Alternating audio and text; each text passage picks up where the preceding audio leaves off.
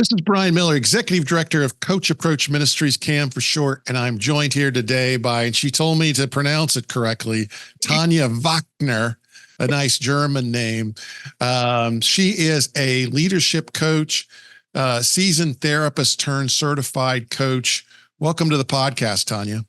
Thank you. It's my honor to be here.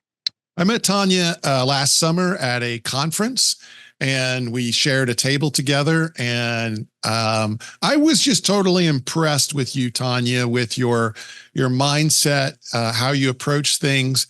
And almost immediately, I recommended a friend of mine, a top leader, to connect with you for coaching. And I know you won't say anything about it, but it has just been transformative for him.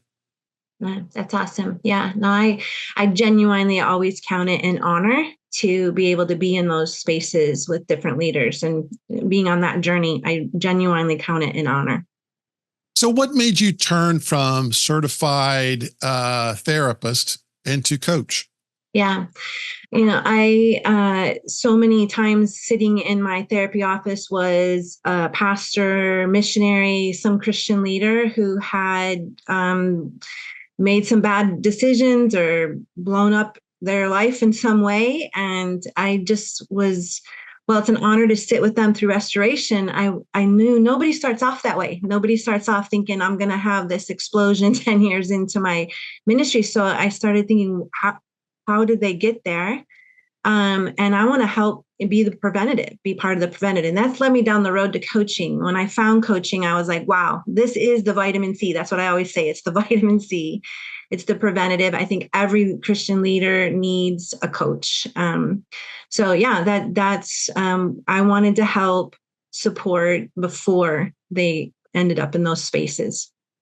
So we live in a volatile world where so much is not clear. Yeah. But I think tough decisions need to be made. Yeah. There is an environment where tough decisions are so polarizing, or they're judged so harshly. Yeah. That the leader is facing something, at least in my lifetime, that they've never faced before.